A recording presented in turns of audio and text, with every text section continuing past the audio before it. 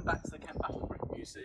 I'm joined by Dick Mills. Dick is one of our founding fathers. He was back with the museum in 1965 with Mike Llewellyn MBE.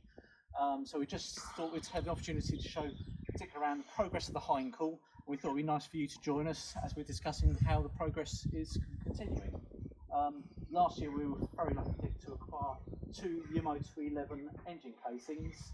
Obviously we've seen quite a few bits and pieces, but we've managed to track those down mostly in Germany. We've got some sump plates, oil coolers, engine bearers, bits and pieces that are coming over. That has been held up in the pandemic because Germany is suffering greater than we are at the moment with the COVID pandemic. The engine bearer should have been here Thursday, but I waited all day, then I did the tracking in the evening and discovered they're actually stuck at customs, I believe, in Germany at present, but we hope to receive them this week. As we doing some absolutely sterling work. When we acquired it, it was actually obviously converted to a Casa in February 1952. We've got a Spitfire coming over the top as well, very nice.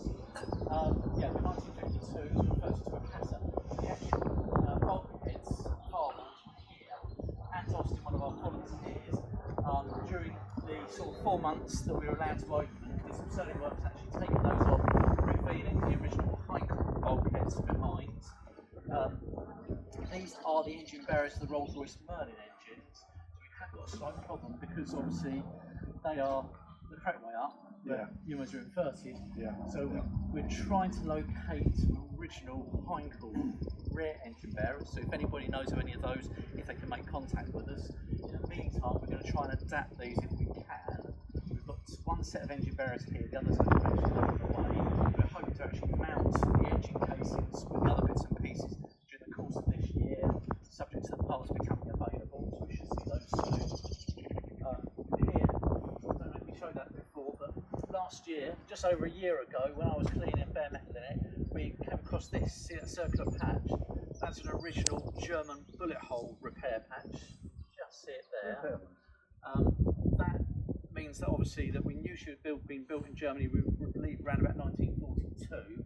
We know she was exported to Spain in 1943, but it means that she must have actually flown in combat, whether it was Eastern Front, Western Front, maybe over the Mediterranean, we're not sure. But she was obviously shot up, went back to the factory, and you can just see the quality of that repair.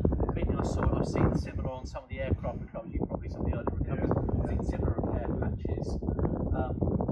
To make sure that everybody was happy, we also invited Craig Charleston down, Mr. Messerschmitt, he's the gentleman who's rebuilt most of the flying Messerschmitt 109. He took a look at it and confirmed it's the German bullet repair patch. So obviously it's a combat veteran.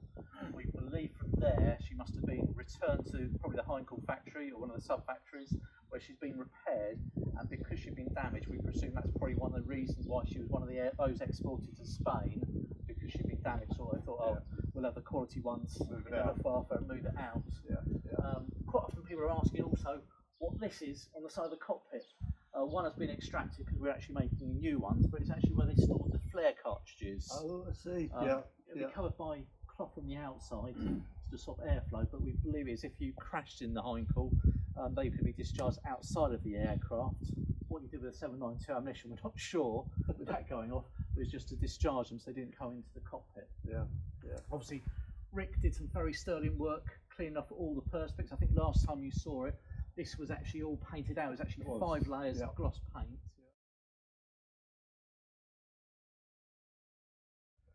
But Rick, during the sort of early summer last year, sanded this all off and has been buffing it back to make it clear.